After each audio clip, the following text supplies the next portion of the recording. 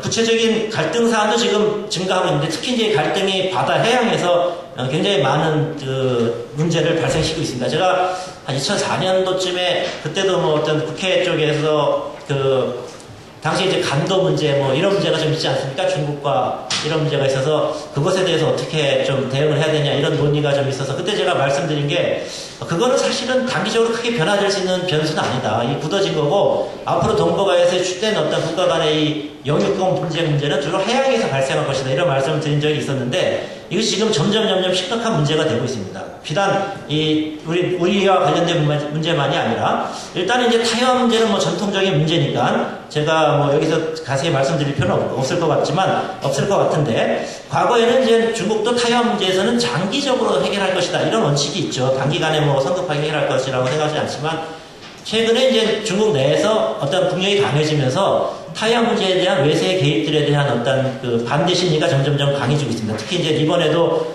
미국이 이제 군사 판매, 무기 판매를 결정을 했는데 그것도 미중 관계에 상당히 지금 큰 영향을 미칠 소지가 되고 있고 지금 이제 더 아주 그 단기적으로 중요한 이슈로 부상되고 있는 것은 동남아시아에서 동북아까지 이어지는 이런 시리엔의 안전 문제, 도서 분쟁과 관련돼서 또 이제 그 미국과 중국 사이의 갈등이 증가를 하고 있습니다. 최근에 그 남사군도 문제 같은 경우가 뭐 그런 예에 해당이 되겠죠. 그리고 이제 미국과 중국과 일본 사이에는 이제 조도, 생각구 열도의 문제가 또 있고 이런 도서 분쟁의 그 갈등의 강도가 지금 최근에 한 3, 4년 사이에 굉장히 높아지고 있습니다. 그래서 이런 문제들이 지금 동북아에 상당한 그 불안 요인들로 등장하고 있다. 제가 뒤에서도 뭐 한 번 더 강조하겠지만 사실 이런 요인들을 해결하지 않고서는 저는 동북아에서의 평화체제 수립은 상당히 어렵다. 불가능에 가깝다 이렇게 생각을 합니다. 그리고 이제 뭐 중국은 이제 이런 변화를 자기가 팽창이라고 설명하기보다는 타이완 문제나 남사군도 문제는 자신의 다 영역권 문제로, 영토 문제로 지금 이야기를 하고 있습니다. 그렇지만 이 갈등이 어떻게 결정되느냐에 따라서는 미중 어떠한 구도에 상당히 큰 영향을 미칠 것이다. 그리고 지금 또 변수 중에 하나는 미국이 어쨌든 이 동남아시아에서나 동북아시아에서 기존의 군사력을 점점 유지하기 어려운 상황으로 지금 빠져들고 있습니다. 당장 재정 적자의 문제가 심각하죠. 그래서 10년 내로 국방 예산을 3,500달러를 감축하기로 결정돼 있고 올해 말까지 이제 상원에서 양당 협의가 어떻게 되느냐에 따라서는 5천억 달러까지도 추가로 감축될 수 있는 상황인데 이것은 이제 동북아에서 기존의 군사력을 유지할 수 있는 돈을 점점 대기 어렵다라는 거죠. 그래서 이 돈을 대기 어려울 경우에 그럼 미국이 철수할 거냐? 그렇지는 않을 것 같고 이걸 보완하는 방법을 지금 하는 것이 하나는 이제 기존의 협력 국가들의 군사적 부담을 점점 증가시키는 거겠죠? 비용으로. 두 번째로는 이제 기존의 동맹 관계나 협력 관계를 더 강한 네트워크, 대중국 포위망으로 이제 엮어내는 겁니다. 근데 이 두 가지 문제가 모두 주변국들이 우리들을 포함해서 이 중간에 있는 국가들이 이런 미국의 요구를 수용하게 되면 그건 바로 뭘 의미하게 되냐면 중국과의 갈등들이 높아지는 이러한 구도에 빠질 가능성이 높다는 거죠. 지금 그러니까 동북아의 여러 국가들이 이 딜레마에 있는 겁니다. 그러니까 미국과의 관계를 미국의 요구를 따라서 강화하게 되면 미중 경제 구도에서 중국과 적대되는 관계에 빠질 것이고 그리고 또 그렇다고 해서 중국으로 바로 협력 관계를 또 전환시키기도 상당히 어려운 이런 상황에 처해 있는 것이 지금 동북아 국가들의 딜레마다라는 것을 제가 이제 두 번째 장에서 설명을 한 겁니다. 그래서 우리로서는 중국의 부상이 중국의 패권으로 이어지는 것을 받아들이기도 어렵고 그렇다고 미국의 패권에 계속 의존하는 것도 방법이 어려운 상황인데 여기서 이제 우리가 어떤 방향으로 이걸 극복해 나갈 것인가 좀 고민이 되는 시점이죠. 그래서 제가 세 번째에서는 이제 이런 딜레마를 극복하는 어떤 방향에 대해서 몇 가지 말씀을 드린 것인데 제가 생각하기에는 무엇보다도 가장 중요한 것은 이 동북아나 동아시아 국가들이 주체가 돼서 이 문제를 해결한다. 중국의 부상을 포함해서 이런 원칙들이 좀 세워지는 게 정말 중요하다. 왜 그러냐면 우리로서는 이미 중국과의 관계도 뗄래야 뗄 수 없는 관계죠. 경제적으로 보면 미국과의 관계보다 훨씬 양적으로 초월해 있는 상태이니까요.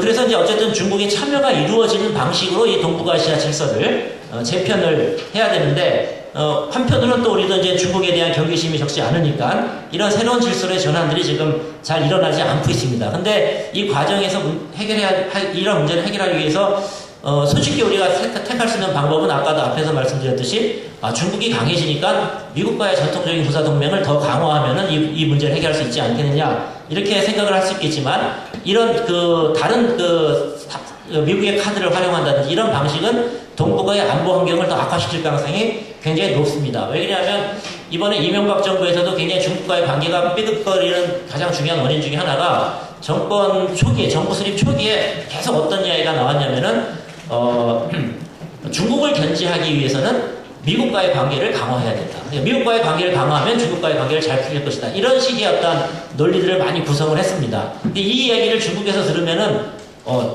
그 상황을 계속 내버려 두면은 미국 카드를 가지고 이제 한국이 우리를 견제하려거나 이런 상황들을 용인을 하게 되면 중국의 어떤 위치가 점점 악화되는 거죠. 그러니까 어쨌든 중국으로서는 그런 구도, 그런 논리가 작동되는 것을 차단을 하기 위해서 더 적극적으로 움직여야 됩니다. 이것이 중국이 최근에 제가 보기에는 여러 이유가 있겠지만 중국 외교가 좀 동북아에서 공세적으로 되는 중요한 원인 중에 하나라고 생각합니다. 예를 들면 남사강도 문제도 상당히 지금 적극적으로 민감해지고 갈등 강도가 굉장히 높아졌는데 그 중요한 계기 중에 하나가 저는 베트남이 미국 카드를 끌어들인 것이 저는 그 중국이 더 공세적인 태도를 보이게 되는 중요한 원인이라고 생각합니다. 그래서 저는 이 문제가 굉장히 여러 가지 문제가 있지만 어쨌든 이 우리 동북아 국가들이 조금 자신이 누구 3자의 힘을 이용해서 문제를 해결한다기보다는 우리가 주체가 돼서 문제를 해결한다는 입장들을 명확히 지켜야 되고 이런 것들이 인정받을 때 우리가 중국의 여러 가지 현안들에 대해서도 우리가 발언할 수 있는 조건이 만들어질 수 있다고 생각합니다. 우리로서는 예를 들면 최근에 항공모함 문제도 있지만 중국의 전반적인 군비 증강은 우리한테도 어쨌든 상당히 전략적인 부담이 되는 부분이거든요. 그 얘기를 우리가 어떤 평화적인 입장에서 어떤 평화 질서를 어떻게 만들 것인가라는 우리의 원칙을 가지고 이야기를 해야지 중국도 뭐 그런 이야기를 좀 귀를 기울이거나 들어줄 수 있는 것이지 미국의 카드를 가지고 뭐 중국을 견제한다 이런 식으로는 아마 그런 변화들을 우리가 어떤 조정하거나 관계를 효과적으로 발전시키기 좀 어렵다고 생각합니다. 이것이 제가 생각하는 하나의 원칙이고요. 두 번째는 이제 어쨌든 중장기적으로는 동북아에서 동맹체제에 의존하기보다는 다자 안보 협력 체제에 의존해야 된다. 그래서 이거는 우리가 이제 뭐 지난 정부에서도 여러 가지 6차 회담을 거치면서 여기 9.19 정동영 장관님 참여하셨던 9.19 공동성명에서도 동북아시아 평화 문제에 대한 여러 가지 언급들이 그때서부터 있었거든요. 그래서 다자 안보 협력이 그냥 공상적인 건 아니다. 여러 가지 이제 이런 걸 끌어낼 수 있는 어떤 논의와 어떤 합의가 있다, 기초가. 이렇게 생각이 되고, 문제는 미국과 중국이라는 어떤 패권을 경쟁하는 나라들이 이런 다자헌법 협력에 참여하겠느냐, 이런 문제가 있겠는데, 저는 뭐 항상 강조하지만, 중국은 지금으로서는 지금의 자신의 주변 환경을 조금 더 완화시키기 위해서는 다자헌법 협력에 대해서 좀 적극적인 태도를 보이고 있고, 미국이 상대적으로 자기가 동맹관계를 중심으로 동북아를 지금 관리하고 있기 때문에 이것이 좀 부담스러울 수 있는 상황인데, 저는 미국도 언제까지나 이 군사력에 의존해서 동북아 관계를 자기가 통제할 수는 없기 때문에 아까 말씀드린 것처럼 군사비 절감 문제라든지 이런 문제가 결합된다면 좀 이런 것에 대해서 선제적으로 좀 자신의 지위들도 유지해가면서 변화해가는 이런 그 출구를 좀 찾을 필요성을 느끼지 않을까 이렇게 생각이 됩니다. 물론 이런 것도 우리가 설득을 하고 이제 끌고 나갈 수 있는 뭐 한국이나 이런 중간에 있는 국가들의 역할이 상당히 중요하게 되겠죠. 그리고 이제 세 번째로 제가 이제 6차 회담이나 이런 걸 발전시켜서 다자안보 협력으로 가는 길도 있지만 또 하나는 뭐 오늘의 의제와 관련해서도 여러 갈등, 현재 문제가 되는 갈등을 해결하는 동북아 국가들 사이에 문제가 되는 갈등을 해결하는 방식으로 그 과정에서 어떤 다자협력의 또 토대를 만들 수도 있다.